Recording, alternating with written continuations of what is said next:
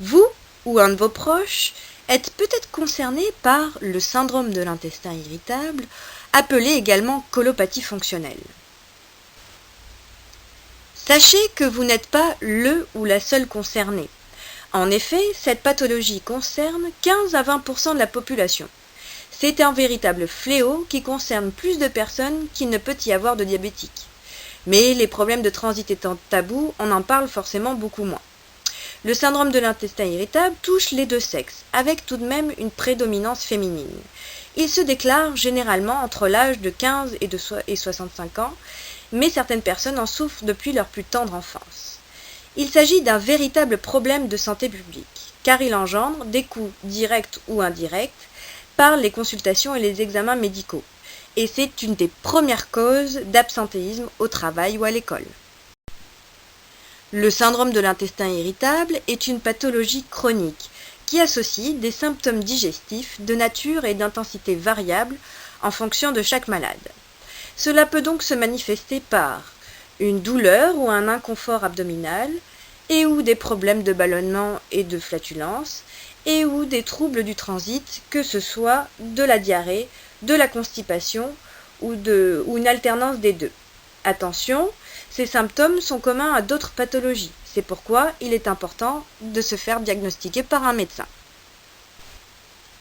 Il faut savoir que les symptômes intestinaux du syndrome de l'intestin irritable sont très souvent associés à d'autres symptômes digestifs, mais cette fois-ci du haut ventre, tels que des nausées, des brûlures, des sensations de lourdeur ou de pesanteur après les repas. Ils peuvent être également associés à des douleurs musculaires et articulaires chroniques appelées fibromyalgie. On remarque également plusieurs malades, plusieurs colopathes qui sont concernés par des migraines ou des cystites à répétition. La bonne nouvelle est que le syndrome de l'intestin irritable n'augmente pas le risque de développer une maladie grave type cancer digestif. La mauvaise nouvelle est que cette affection est prouvée pour entraîner des dégradations majeures de la qualité de vie comparables à celles ressenties par des personnes dialysées ou ayant une insuffisance cardiaque. Ainsi, le syndrome de l'intestin irritable peut avoir de fortes répercussions dans tous les domaines. Dans le domaine professionnel, le domaine familial, le domaine social ou le domaine sexuel. Le syndrome de l'intestin irritable engendre un réel mal-être avec des changements de comportement de ceux qui en souffrent. Cela est principalement dû au fait que cette affection est une maladie peu connue et non reconnue, que les problèmes de transit sont tabous dans notre société, que les malades ressentent une réelle souffrance physique et que les symptômes sont chroniques et peuvent arriver sans prévenir.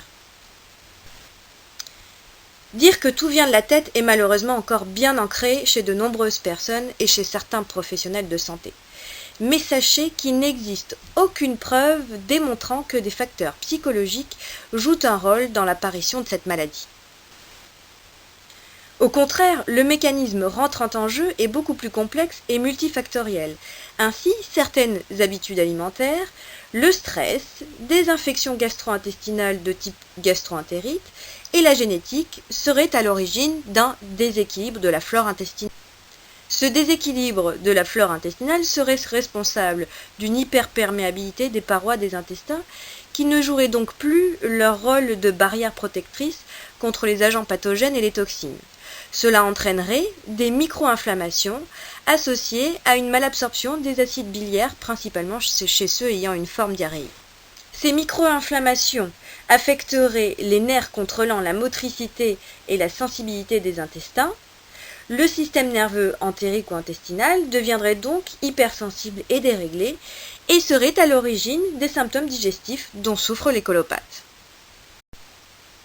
Malheureusement, il n'existe à l'heure actuelle aucun traitement pour guérir du syndrome de l'intestin irritable. En revanche, plusieurs approches thérapeutiques sont prouvées pour aider à diminuer l'intensité et la fréquence des symptômes. C'est le cas principalement de l'alimentation, de certains médicaments et de l'hypnose.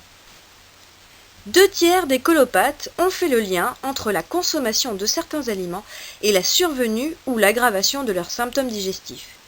Il y a beaucoup de fausses idées dans ce domaine.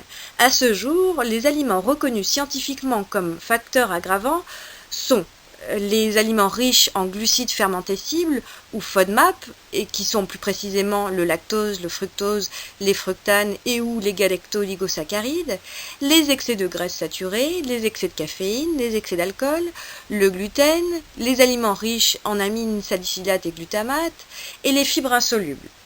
La sensibilité envers chacun de ces composés alimentaires étant propre à chaque malade, et dans un souci de prévention des risques de carence nutritionnelle, il est recommandé de demander conseil à un professionnel de santé spécialisé dans ce domaine.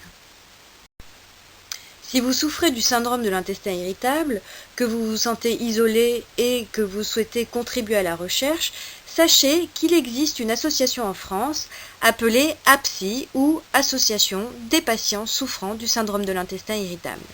En bref, le syndrome de l'intestin irritable concerne des millions de Français. C'est une pathologie bénigne, mais qui a un impact majeur sur la qualité de vie de ceux qui en souffrent. Les causes sont multifactorielles, une modification de votre alimentation, une meilleure gestion du stress et ou une prise en charge médicamenteuse peuvent vous aider à diminuer efficacement l'intensité et la fréquence des symptômes.